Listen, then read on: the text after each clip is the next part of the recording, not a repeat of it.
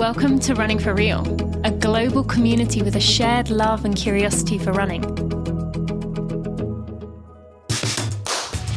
Together we reconnect with the reasons why we love to run and discover ways it helps us become better people. Whether it's the quiet moments of a morning run while the rest of the world still sleeps, or befriending the strangers next to you at the start line of a race, we are here to connect with others who see running as the common thread that weaves our lives together. Come join me, Tina Muir, as I talk with people from all walks of life, united by a love of running. Hello, my friends. Welcome to this episode 420 of the Running for Real podcast. Thank you for joining me today.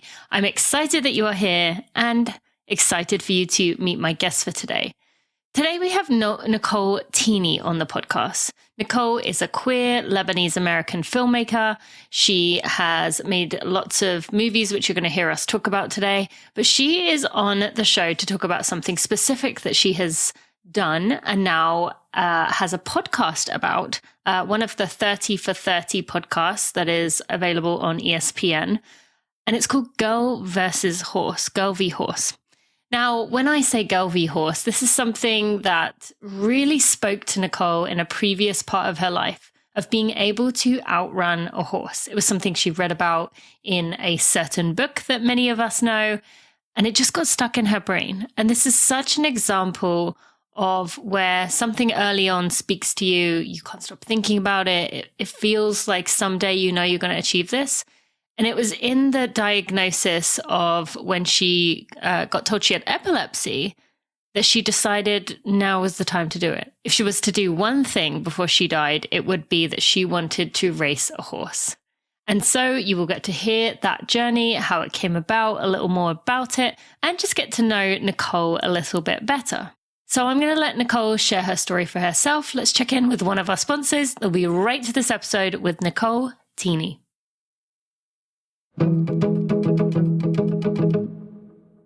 Hi friends, you have heard me talking about Runna, the #1 rated running coaching app in the world with over 20,000 5-star reviews. They are loved, and it is easy to see why. They are on a mission to make running as easy, effective, and enjoyable as possible. And they do this through creating personalized running plans for runners of all abilities. So yes, that is to you too. Even if you think you are not good enough for a coach, not fast enough for a coach, you too, this is speaking to you. They have runners who are beginning their journeys as a couch to 5K runner, all the way to elite marathoners. All of the plans are built by Olympic athletes and expert coaches. In addition, they also have strength and conditioning plans that are running specific and full body. They have integrated mobility and Pilates for you to be able to do. It'll sync with your calendar. And most important, or maybe not most important, but my favorite part is that you can connect with like-minded runners in the community section to find people to support you and work with you along during your training plan.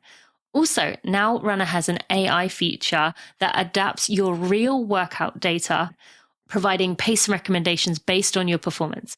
You can complete your sessions and choose to accept or reject pace adjustments as it determines them from your training. It is such an exciting time to be able to be using this app, and they are working really hard to make all runners feel like they can reach their best. And now I am starting to run more again. I'm so excited to be able to use a runner plan myself so we can go into this together. So that said, as a friend of mine, you can get 2 weeks for free by being a friend of mine and downloading that Runna app. You can use code RUNNINGFORREAL to get yourself 2 weeks for free. So go use code RUNNINGFORREAL when you download Runna to your phone. Let's do it. Nicole, welcome to the Running for Real podcast. I'm excited you are here. Thanks for joining me. Thanks for having me. So you said to me before we started recording, this is your first running exclusive podcast, that typically the running side of you isn't the focus of what people want to talk about. And so I am excited to dive into that a bit today and get to know, kind of dig into your why of running and the hidden meanings behind running and what running brings you. But I do want to begin just kind of introducing you. In the intro, I said, what it is you do.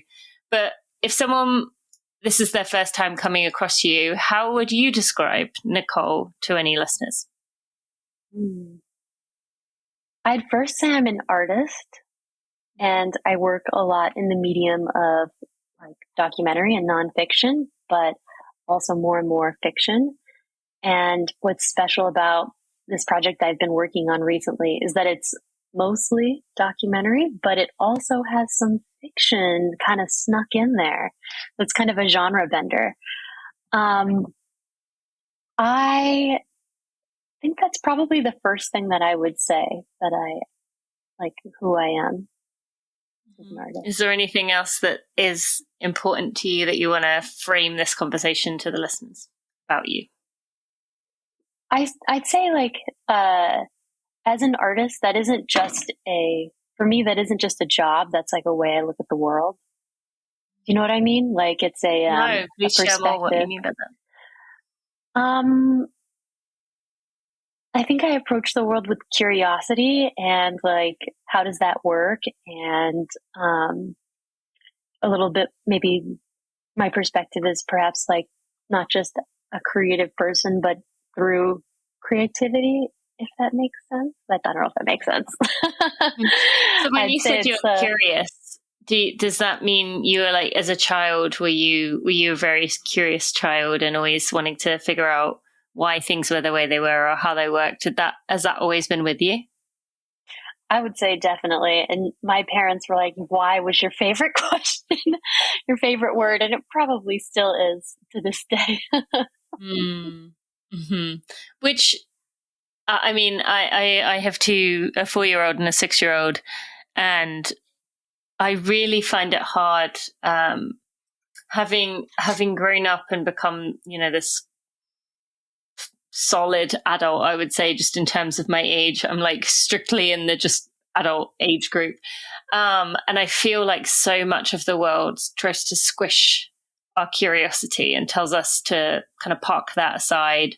That's for certain times. And I find it really hard often, actually, with my kids, trying to not squash their curiosity and trying to encourage it, because a lot of what is curiosity for them ends up being, for me, it's an annoyance, or it's something that like adds extra tidying up or mess or something in my life. But it's something I'm so conscious of like, I want to keep that curiosity. And that's one of the most beautiful things to have as a human, to be curious about the world. But it is something that isn't really rewarded in our society as often as it should be. Do you have any thoughts on that, just in terms of being an adult and being a curious one at that? I think it can go one of two ways when you're curious and interacting with people. The first end is like, sometimes it can be annoying. Mm-hmm. And the other thing is, I think a lot of people want to be asked why about themselves. Like they want to be asked about themselves. So it's actually can be a real in. I think and I'm sure in your work too, you've kind of experienced a lot of people maybe aren't really like, I don't know if it's they like paid attention to, but like they aren't given an attentive audience, perhaps. And I think when it comes to interacting with other people, truly giving someone your attention and like being open and curious about them is sometimes like one of the best gifts you can give a person. Yeah. And I think that's like curiosity extends also to like relationships in that way, whether that be the relationships with people in like my own personal life or people I'm interacting with on a day-to-day basis. Like, how are you, and saying it in a way that like really means it with people in your space that you at the cash register. I think like, oh, how is your day going? And like, sometimes that takes, I think that can be a nice gift to give people, is like a curiosity about how they truly are. So, so that's my thoughts on curiosity. This is something I think about often, and my listeners know that for me, the question, how are you, is a very touchy subject, because I never, ever say good thanks you, because it just, it's not authentic, it's not meaningful, it's not, even if I am good, encompassing, there's always there's a reason why I'm good, or there's some other emotion there. And so I'm very much with you of like meaning that question when you say it, of like, I actually want to know. I'm not asking you it as a like small talk way to pass by, but I genuinely, if I ask you that, I mean it. And it's interesting you brought up, you said about with the work that I do, and similarly with the work that you do, the people that you interact with, the art you create in that sense with your films. And I do feel a lot that people who meet me because they have heard me share things about my life, or maybe in your case, they've seen things that you've created, they feel this bond of where they can share with you, and you're going to listen, and you're going to actually want to get to know them, even if it's just like a 5-minute conversation, because they know that there's other people around. And I have found that people naturally are very vulnerable with me because of kind of feeling like they already got to know, or they already heard my vulnerability with them, or they already got to know a piece or a part of me. Do you feel that with your films, that there's a piece of you in every one that helps people connect to you? Oh yeah, for sure. That's absolutely what happens. And I mean, that's part of it, right? Is creating a piece of art, making a documentary when I'm interviewing other people. Unlike this project that I'm working on right now, which is literally about me, it is, people do learn about the things that you find interesting and like the topics that you care about in your perspective. And that's part of the joy, is sharing that with other people. It's a way of having conversations with people you don't know. And when, they come up to you and they've like listened to it, it's like having a shorthand. And I really enjoy that aspect. I enjoy connecting with people. So it's a way, some you're just sending out a message into the world and hoping it lands. And sometimes it doesn't, but sometimes it does. And that's, it can be really neat after like I show a film, and it's scary because you are putting yourself out there, and people are judging you on the content and how the content is created, which feels like people are peering into your soul. And maybe they like it, maybe they don't, but when they do connect with it, that's I think really special. It's showing someone this part of you, even though it is publicly, that you maybe don't talk about with people on a day-to-day basis. Yeah, I have a good friend who wrote a fiction book, and when it came out, and it did very well. When it came out, she said, it's not the people I don't know that I feel weird with. She's like, it's the people in my town who, the mother of the kid my child plays with, or the cashier I always see at this certain store. She's like, I feel like they've seen me naked. And even though the story isn't about me, I feel like they've seen me naked, and they've like seen me through the window.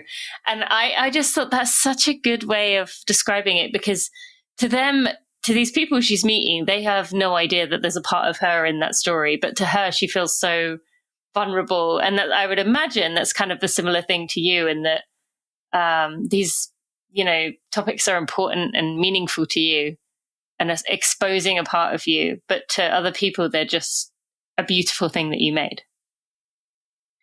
Yeah. Does that resonate with you, or not really? That really resonates with me. So the project that I hope you don't mind, I'm putting it in this lens because that's like forefront of my mind right now. And it's very different than the other projects I've done. A lot of my other projects have been documentaries about people or about a topic or something like that. And this project is literally a podcast about me. And it is briefly about me trying to come to terms with my epilepsy by running an ultra marathon against horses. And there's like a little bit of magical realism And I would say like, so there is definitely a stigma around epilepsy, which is not true, but there's still a stigma. And so it's not necessarily the first thing I'll offer up to people that I even know or in a work context. It's called an invisible disability because you can't necessarily see it unless it's currently happening, and then you cannot miss it. You cannot miss a seizure happening.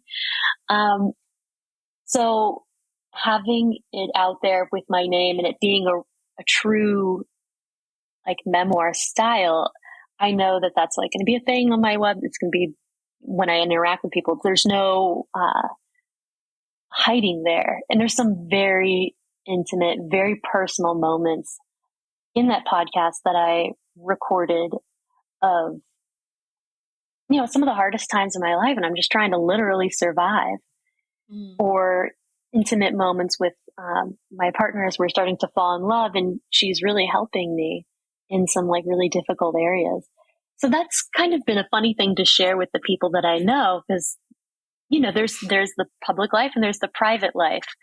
And a lot of my work has been so far like things I find interesting, and but this is intimate in a different kind of way, because I'm literally bringing people into my bedroom right after I have like a seizure and stuff. And that's, you know, something I don't necessarily talk about with folks often. And, yeah, it's really funny to like have my friends and family be like, oh, I really liked this part. You know, you're like, oh, wow, that's right. They saw that part of me. Ah. Yeah. Ding, ding, ding, ding, ding, alarm. It is hard. It is so hard when it's so interesting that, yeah, I mean, we hear there's that common thing people say of like, you know, how people end up pouring their hearts out to the person next to them on the plane that they can't tell their loved ones because it just feels easier to share with strangers. So, and I want to get into how this came about. So there was a certain book that the author of has been on this podcast 2 or 3 times that was a major influence in why this was something that you wanted to do. Can you share with us what that book was and why it spoke to you? Yeah, so when I started getting into doing more races, I joined my roommate's running club, and you know, the running culture, you start talking about running more, you start thinking about running more, and people start talking about the books that they read. And one book kept coming up, which was Born to Run by Christopher McDougall. So I was like, okay, I'll rent this from the library. And in one of the chapters, he talks about the endurance running hypothesis, which is a scientific theory that says humans are the world's best long distance runners out of the whole animal kingdom. And part of that is due to the way that we sweat, and also as a way to persistence hunt. So hunt prey using our endurance before we invented tools. And he goes so far as to say, like, we are the world's best to the point that we could outrun any animal, even a horse. And that went ding, ding. That also went ding, ding in a different kind of way in my brain. I was like, what up? Wait, what? You can do. Were you conscious of that in that moment of like that stuck out in that moment? Oh, as absolutely. You were reading it? Absolutely. Yeah. I was like, this is ridiculous. But also, being a curious person, I was like, how? How do you do that? Is like, could a race human do that? But what about a regular human? I'm a regular human. You know, I'm not a race human. Could I do that? You know? And because sometimes when you read things, you're like, wow, what? You know? Mm-hmm. So I just thought like, wow, what a neat, crazy idea. And it just sort of like lodged in the back of my head is, how cool would that be? But just sort of, you know, like one of those ideas like, it's a bucket list, but is it really? Yeah, it's just like, wow, that'd be crazy. Yeah, that sounds like a crazy maybe one day or maybe not one day idea. And so that's when the seed was planted.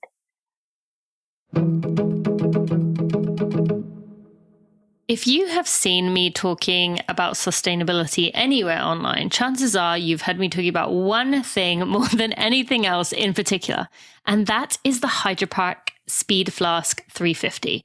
This is one of my favorite items of all time. I think it is ideal for everyone from a 5K runner to a marathon runner to an ultra runner. Although if you're an ultra runner, you may want to go for the 500 instead of the 350 mils. But the Sky Flask Speed is one of the best ways you can be sustainable. You can minimize the amount of waste that you're producing at races, but also take care of you and your performance. I actually think it will help us to run faster with not having to take down the cups, with not having to slow down. You can sip at your own pace. With the flip top lid for easy refill, it takes just seconds to refill it. And then you can drink that water down or that electrolytes down, that liquid down at your own comfortable pace. I love this Sky Flask Speed. I love working with HydroPack. As a friend of mine, you can get 10% off by using code TinaMuir10 at hydropack.com. This item is going to squish down really nicely. So when you're done with it, you can stuff it in your waistband or in a pack or in a vest or in a belt. It is really easy to adjust the hand strap. And as I said, they have that speed fill cap. It is fantastic. Go to HydroPack, that's HYDRAPAK.com, and use code TinaMuir10 for 10% off.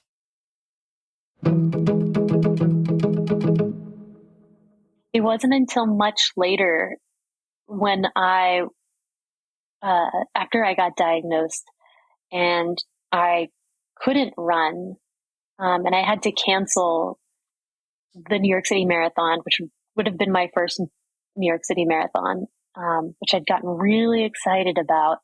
And I saw no future or hope of running that Wait, can I pause you there? So with when you got diagnosed, what is it that you are told in terms of running? Is it like, this is too risky, we don't ever see you doing this? Is it you need to have a period to get to, find the right medication for you? Like, what were you told in that moment about running? Assuming you brought it up in some capacity of this is important to me. I'd like to keep doing this. Can I keep doing this? Yeah. My doctor, who is now, we talk a lot. She reminds me sometimes how one of my first questions was well, is it going to affect my running? Can I still run? Yeah. And at first the answer was yes. But then when I started getting more seizures and they weren't being controlled with medication, it became apparent that the easy route with medicine wasn't working for me. Some people, there's different types of epilepsy in terms of control. There's people who are able to control their epilepsy, and there's, people that aren't. And then there's a range in between. So a large percentage of people that have seizures never find seizure control. And that's through any sort of medication, or many people try surgery or ketogenic diet. And some people never find it. And I had some control with the first medicines that I was starting out on, but there were still things that were breaking through. And we didn't know if they were seizures or if they were auras or if they were medication side effects. But whatever it was, they were debilitating. And one time on a run with my partner, thank goodness she was there, on our way back, we had gone up to Van Cortlandt Park and took the train to run in a cool park.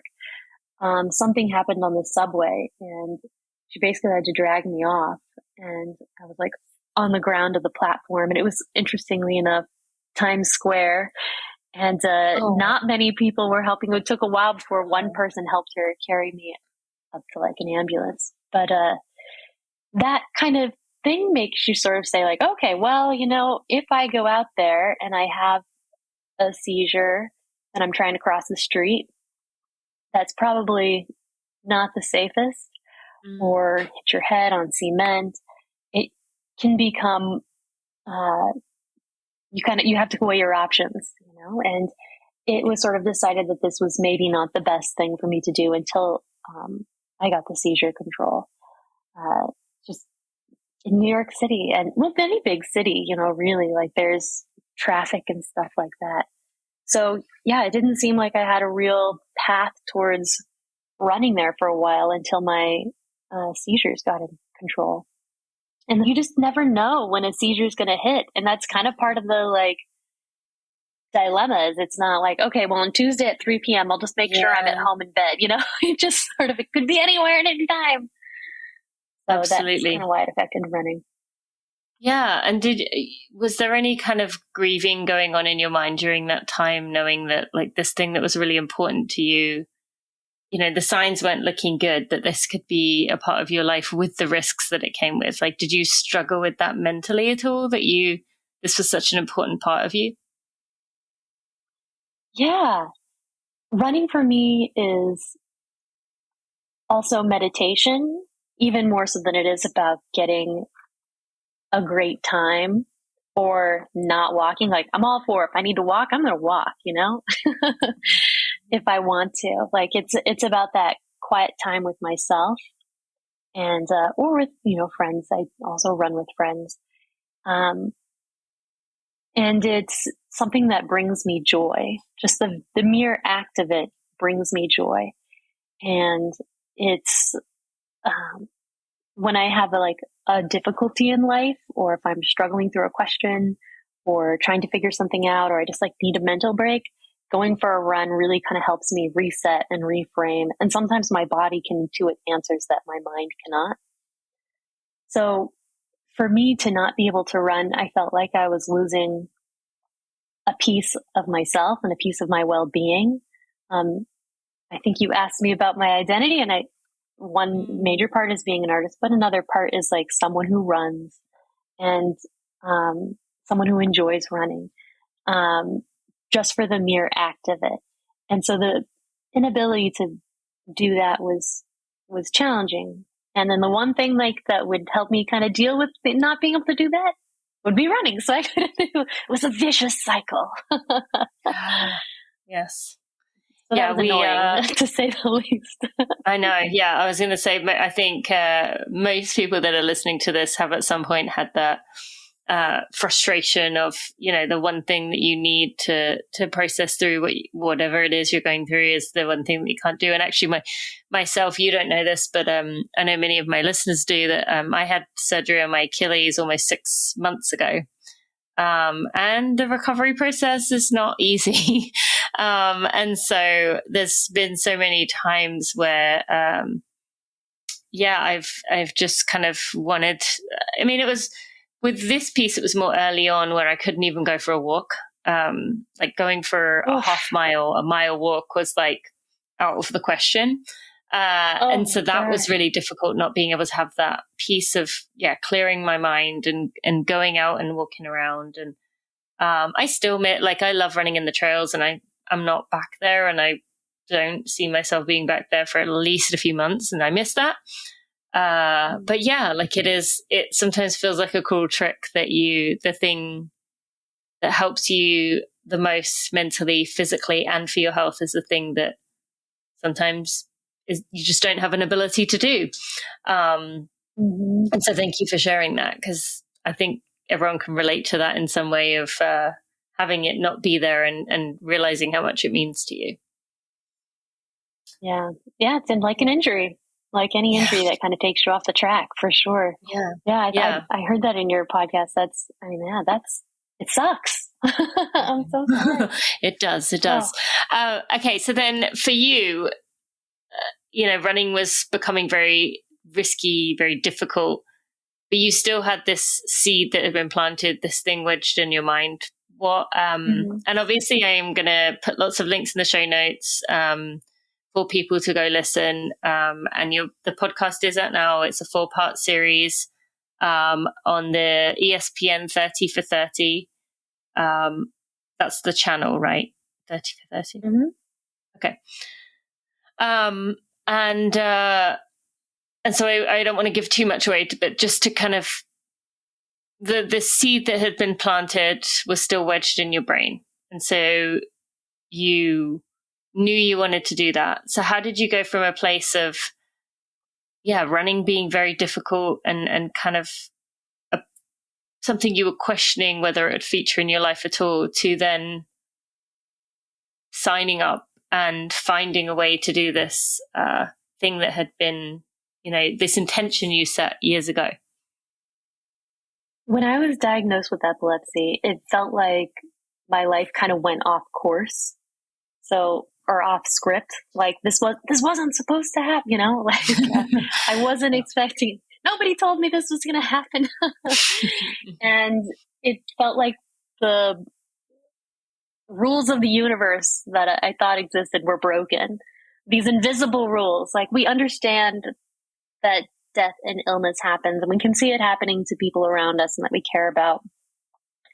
But it like takes a different sort of, it's strange when it starts to happen to you in a way that sort of unlocked the way that I saw things. So I think this isn't just like health and body related, though was for me. It could be, losing a loved one, or it could be like a relationship or a career change. But those sorts of laws of the universe being overturned moments sometimes can make us question the other areas where we've sort of seen things being rigid. So this idea for me had always seemed absurd, racing against a horse. And what was currently happening to me felt sort of like absurd and arbitrary. Yeah. So it felt no more crazy than that. It's like, okay, well, if anything can happen, then like, what if I sort of like lean into that? And it felt also so far away from where I currently was, because running an ultramarathon on trails by yourself is kind of sounds dangerous if you could fall at any minute, especially if there's horses that could trample you. Yeah. So it kind of became this thing that I wanted to work towards in a way that kind of motivated me to try different medications when I was getting discouraged and exhausted from the process. And there was no way of knowing if it would like get better enough to the point that I could be able to do that. And so that was something I had to accept as well.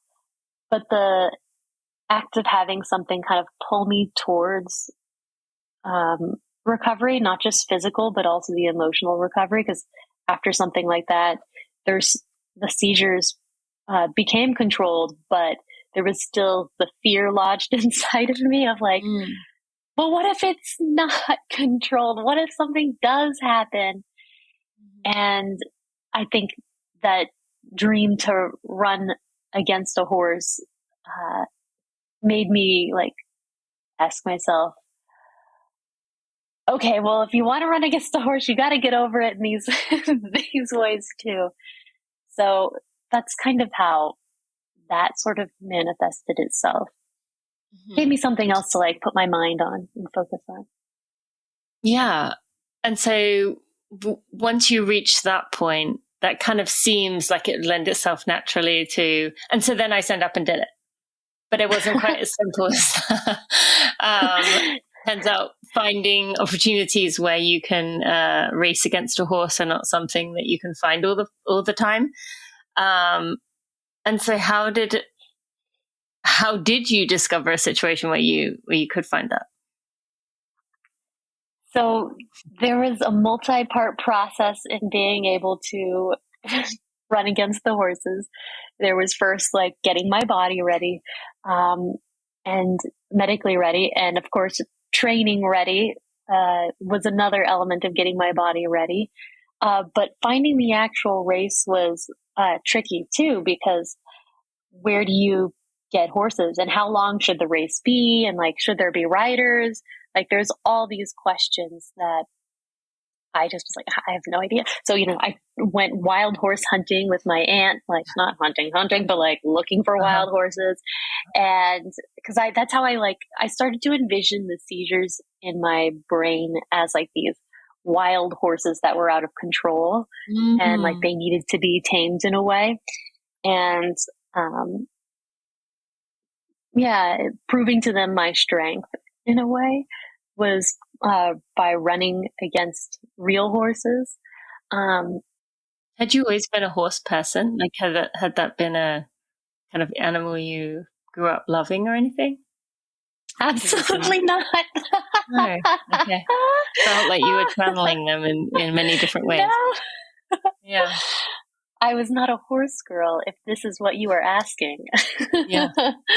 I was not a horse girl. I had many a friend who were, but I myself was not a horse girl. I was a little bit like, if anything, slightly frightened by them because they're quite majestic beings. They're large, very muscular. They do have the capacity to trample you if they want to. Mm-hmm. And all the more reason why perhaps I viewed like the seizures as sort of this large, sort of out of control force, untamable force, like a wild horse, and unpredictable. And so I was like, okay, I'm going to run against wild horses. And I went with my aunt wild horse hunting, and first off, finding them is like a challenge, you know. They're wild. They're going to go where they want to go, you know. Yeah. Mm-hmm. And then once we did find them, we found some in a riverbed. It was after like 6 hours of searching in Arizona. It became very apparent that like they were not going to race me. You know, like these are they are in control, not me. You know, I am not going to race them down because if anything, I need to be running from them. And they're magnificent, especially in the wild, because they're, you know, no one's their master. They're their own beings. And the technicality also wouldn't really work because how are you going to direct them? Like they're going to just run into the bushes in a different direction. So that was like, okay, that's not going to work. And as mentioned, I am not a race human. I'm not speedy. So running a 100-meter dash. Like that. I like it. Race human. I've never had anyone say that. It's funny. So a non-race human against race horses wasn't going to work either. And I went back to the endurance running hypothesis, which was the scientific theory that Born to Run had talked about. And I actually spoke with one of the authors, Dr. Daniel Lieberman, about the theory. And okay, so what do I need to do if I really do want to beat a horse? And it sounds like long distance is the way. Like that's how we're going to outpace an equine, is through going long. So they get too exhausted. So I was like, okay, I got to find a long distance race to go. So I ended up discovering there's these things called endurance riding. Endurance riding is a sport. It's basically the ultra marathons for horses, which I did not know that was a thing. Do you know about endurance riding? Is that? I'm trying to think of like whether I have. No, I don't think I have. Like, no. I was a horse girl growing up, but I'm trying to think of like whether like it's just kind of reading about what you did, whether that's where it seems to ring a bell. But no, I don't think I did know that before I kind of came across what you found. So yeah. Anyway, sorry. Keep going with your story. So you found out there was such a thing as racehorses. The racehorses that do the essentially an ultramarathon.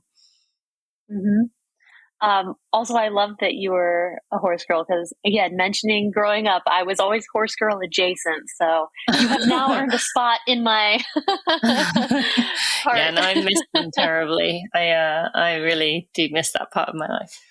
Yeah. This may be for you then. Let me tell you.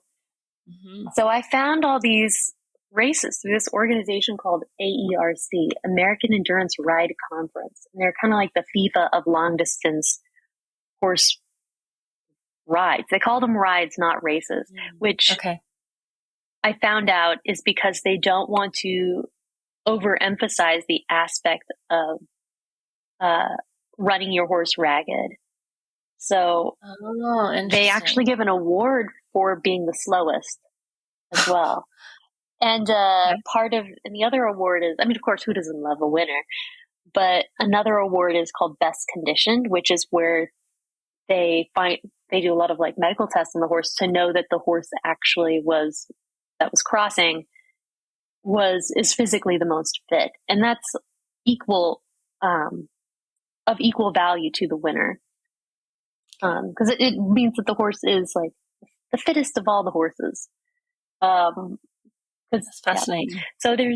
Yeah. So right? So there's this organization that also takes care of their horses. So they organize, I'm giving you kind of like information all over the place about AERC. Let me start from the beginning. They have a bunch of rides that they host, the most popular being the 50-miler, and they also host 30-milers and limited distance, which can be 10 or 15 miles. But the vast majority of them are 50 miles, which is, that's that's a long distance. That's, that is definitely on human terms an ultra marathon. And these horses have been trained just like we humans train for races. They work their way up 3 miles, 5 miles, 10 miles, get in there day in, day out, and the rider works with their horse. There are riders to have that horse be fit, so it's safe and ready to be able to go the distance. And during the course of the actual rides or races, if you will, they have vet checks to make sure that the horse is healthy before, multiple times during, and after the race. And that's how they also determine the best condition as a way to protect the horses. So for me, that was really important to know that these horses were being cared for and that they were equally trained. They weren't being thrust into something for their safety is really important. And also, like, as a competitor, you want to know that you're racing against someone who's also trying, that it's a true competition. So I thought, oh, great. I'm going to find a race by calling up one of these rides. And let me tell you, I must have called like over 100 rides. And I mean, understandably, it took a while to kind of explain, yes, I want to race against the horses, not ride a horse. I do not have a horse. Some of them were like, well, you definitely can't run without a horse.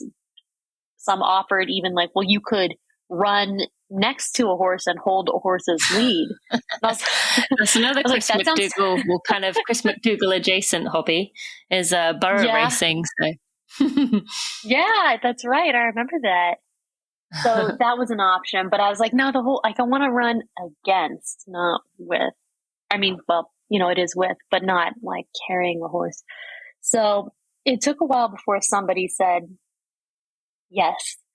And when they did, I was overjoyed and like couldn't believe it, because after all that time, like I could start to see the dream happening. Probably had to sign about 100 contracts, did you? Saying like, I did. I understand if I get trampled, it's my choice. Yeah, exactly. I can only imagine. I had my own insurance. Technically wasn't a part of the race, actually. So I couldn't have won the award. I was simultaneously running. Imagine the outrage if you went up there and you got the first place award, and you're like, this isn't even a horse. Okay. And I don't want to win it. Then you'd have all the professional ultra marathoners would jump in this and start winning, and then it'd soon be this whole controversy of of humans taking the horses' prizes. Oh, that's funny.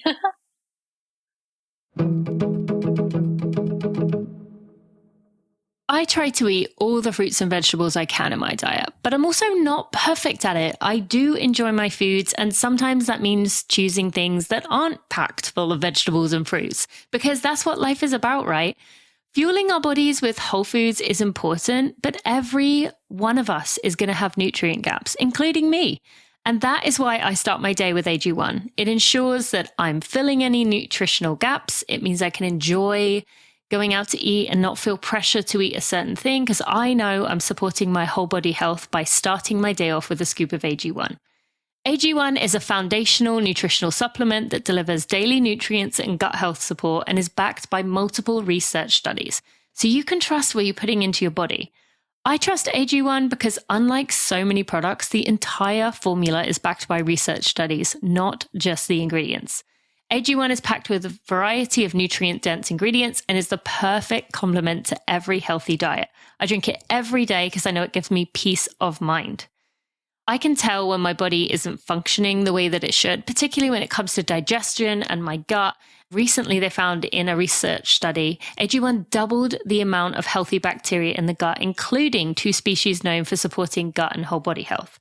If there's one product I trust to support my whole body, it's AG1, and that's why I've partnered with them for so long. It's easy and satisfying to start your journey. Try AG1 and get a free 1-year supply of vitamin D3, K2, and 5 free travel packs with your first purchase at drinkag1.com/Tina. That's drinkag1.com/Tina. Check it out.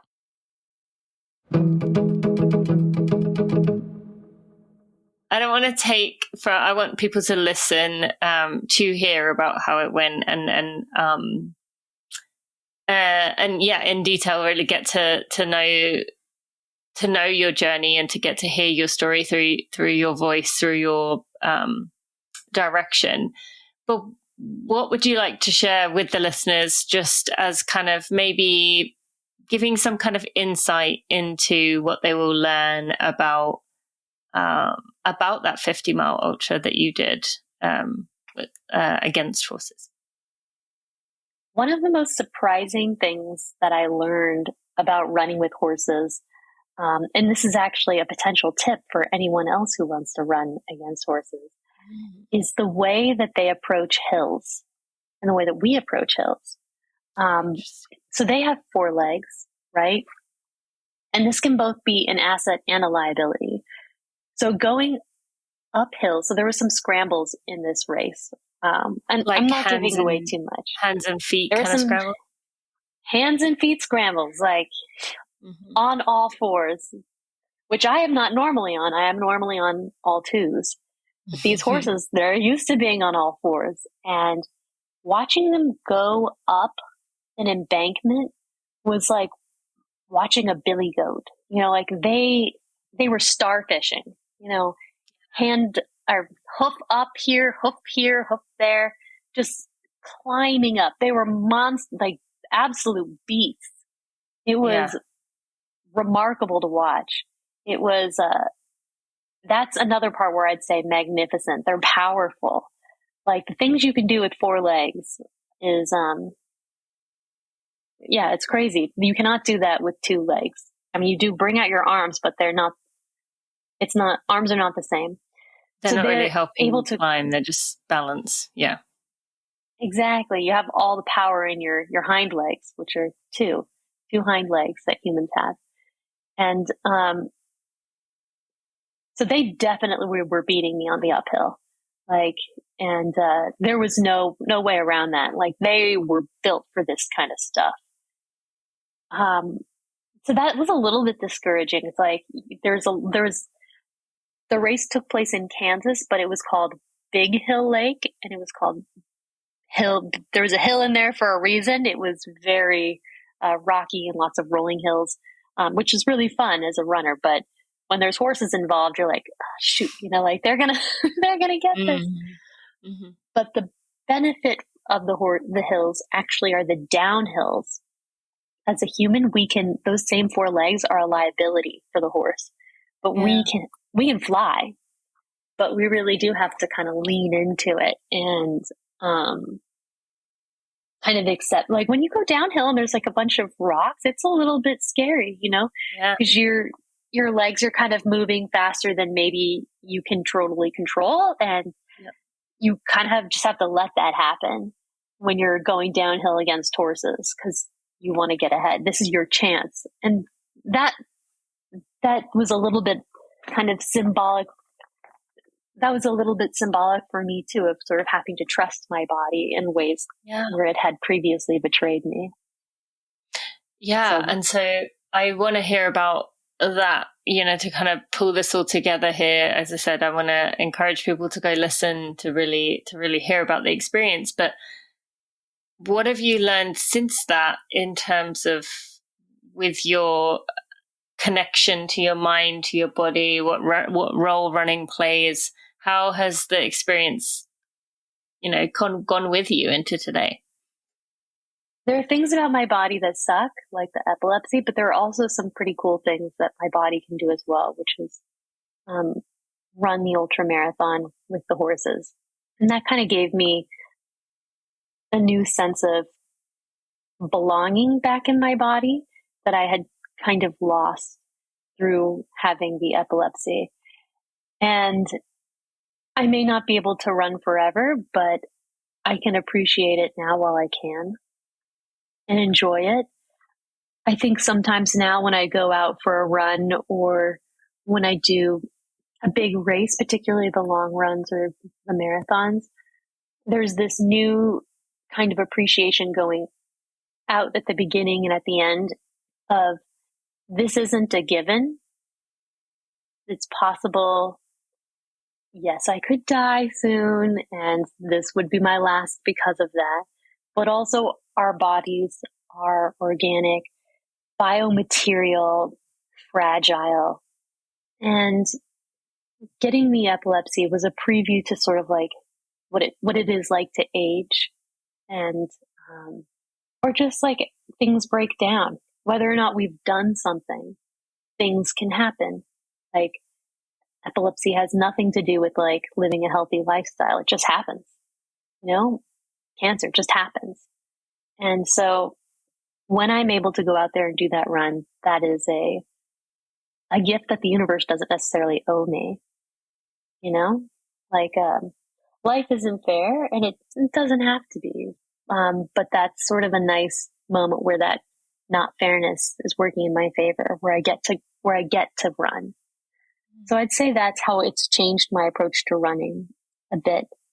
And I think finding that new sense of self in that way of like, there's multiple pieces to me. I like that. And when, so when was it that you completed this time-wise?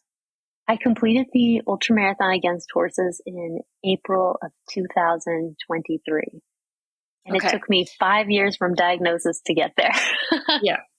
Yep. And then, so now, you haven't stopped there as like, this was the thing you said you wanted to do before you die. You have had this experience. You've had this journey. That's not kind of where you were like, okay, I'm good with running. You've kind of given the insight there that is still important to you. It still shapes you. It's still a part of what you do. You're going into the New York City Marathon this year. How are you looking at it going in as we're recording this about a month out? What's the feeling towards it now as new? So did you run New York last year? I did run it last year. Okay, so you have had one in between, but so either you could share about what it meant to you last year to run New York after New York was kind of taken from you the first time, or you could share how you're feeling a month out now. I think running races after having been diagnosed with epilepsy and having lost that opportunity to run briefly, and didn't know if there would be ever a chance where that would happen again, has made me approach my running in a way that it isn't necessarily about getting a PR or a time anymore. It's about going out there, having fun, or not even having fun, pushing myself and doing the thing. And of course, I want to do my best. Most of us who sign up for a race do want to do our best. We always want personal best. Sometimes that's not possible. Maybe like I had gotten an injury or a training, or today just isn't my day. And I think I've accepted the capacity to walk if I need to. I haven't yet during a marathon or a race since, but having given myself that permission, that thing that people say like, well, at least I didn't walk, you know, I think giving myself the permission to say like, well, you could walk if you want has kind of changed the way that I run and race. Yeah, no one's going to give me $1 million at the end of it. I'm not crossing that finish line and taking home a check. There's no way that's happening. And, so I'm not out there for that, you know, I'm out there for me. And, I think that kind of reframing has happened after this experience. I'm not saying I necessarily do go out there and walk, but yeah, it's nice to have that option. It kind of takes off the pressure and enables me to actually run my best. Yeah. And if I don't, that's also okay. Yes, for sure. 100%. So then to wrap up here for a listener who maybe is going through some kind of tough moment physically with their own body of wondering whether the end is coming or they don't know how much their body's going to cooperate, what would you remind them? So whenever I would get these episodes or seizures or auras, my usual thoughts are very like annoyed at my body, very frustrated and like upset. And sometimes when I'm, that's okay. First off, that's okay to be annoyed and to be angry and upset. And not always are we going to feel great about it. And we don't have to. That's like, we're allowed to be upset. And then other times I try to think like when I'm on a run, if I've had like an aura or something in recent memory before that run, I think about how, well, not at least I can do this, but like, oh, here's something that I can do. And it's taken a process to get there because it was mostly angry at first. Yeah, no. And annoyance. Really. Okay. Yeah. And there's nothing you can be like, who are you going to be annoyed at? It's not anyone's fault. It's not your fault. It's not anyone else's fault. It's just annoying. Yeah. It's okay to sit in that uncomfortable space. Is there, to wrap up here, any last thing you would like to share with the listeners about you, your journey, or anything we've talked about today? Well, this is not exactly running related, but it is kind of, and I'll explain why. But something that I think is not known about epilepsy is that it is an electrical disorder. It's not intellectual. It's not mental. And I think there's a lot of stigma and misconceptions about it that are harmful to the people involved and to the world. Like at some point they were sterilizing people like in the early century. Like none of this matters. It's just like having your electricity occasionally go out. So it's important, I think, for people to know that about epilepsy. And I think epilepsy first aid is something that's not known very much. And this is also something that prevented me from running, is that like that fear that like, what's going to happen if I have a seizure out there in the world? No one knows seizure first aid. Like what? So this may be sort of an unusual thing to share, but I would love to just give you the brief of what that is. Yeah.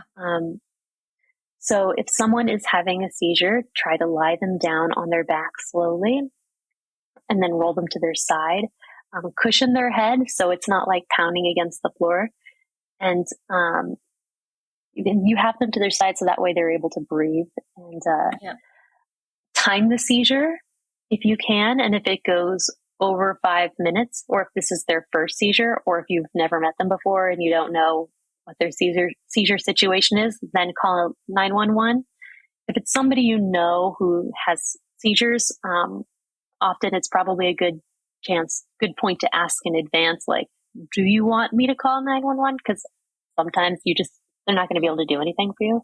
But if it's their first seizure and you don't know them, or if it goes over 5 minutes, then you really do want to call 911. And you want to remove any sharp objects away from them as well, and stay with them until they've recovered fully. Because there's a period after the time where you have a seizure where it takes a minute to kind of like come back fully. There's amnesia. And it's okay to stop on the street if somebody you don't know is having a seizure. It doesn't necessarily mean they're like having it doesn't necessarily mean that they're like psychotic and you're going to get hurt, you know. It's okay to help people. It's appreciated. I mean, I'm in the Midwest. I feel like that's people would hear, but yes, New York is a different place for sure. But yeah, no, it's such a good reminder of that we are all human beings. We all have vulnerabilities. We all have things that can happen to us at any moment, and we do need more compassion in this world. And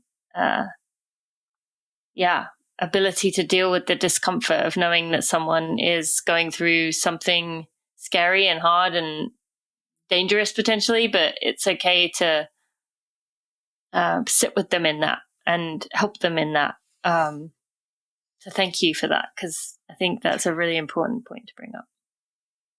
Yeah, and thank you for letting me share that bit about epilepsy. That's my little like tiny little like thing that I'm hoping to help spread a little bit more of the word about, is how to seizure first aid. So important. Well, Nicole, I've really enjoyed talking to you and learning about you. I will put lots of links in the show notes for listeners. Definitely encourage those of you listening to go listen to, do you say Girl v Horse or Girl versus Horse? How do you? Girl v Horse. V-Horse.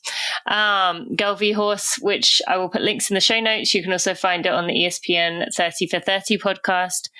And anything else you would like to share with the listeners? Thank you so much for taking the time to meet with me. And also, I think it's worth noting for like many projects, like it's not one person who makes it, it's a village. So even though it's about me, it's really was made by a wonderful team that I'm very, very, very, very grateful for. So just wanted to acknowledge them in the... So very important to me. I fully understand the importance of your team around you. So appreciate you and look forward to hearing what listeners think. Thank you. Thank you for your time and for meeting with me. Before we go any further, I just want to give a quick shout out to the Running for Real team. Without them, I would not be able to do barely anything compared to what I'm able to do today. They are behind the scenes. They are there for me. I am just so appreciative of them. To Jeremy Nessel, our podcast editor, audio consultant, and someone who's been with me since the start. To Sally Pontarelli, our content and operations manager, who is there day to day doing all the things to help me be successful. To Kelsey Wang, our head of design, and Louise Murphy, our associate designer. And finally, to Sandy Gutierrez, our photographer and content strategist. I am appreciative of all of you and wouldn't be able to do what I do without you. I hope you enjoyed that episode as much as I did. It was fascinating getting to hear how this came about with Nicole, how she really pursued something that at some point seemed impossible. And I think to many of us that will relate, of having that moment of where it feels like something that is important to you is being taken from your grasp and finding a way to pursue it anyway. You can find links to Nicole, her movies, and lots of other things we talked about today at runningforreal.com/episode 420.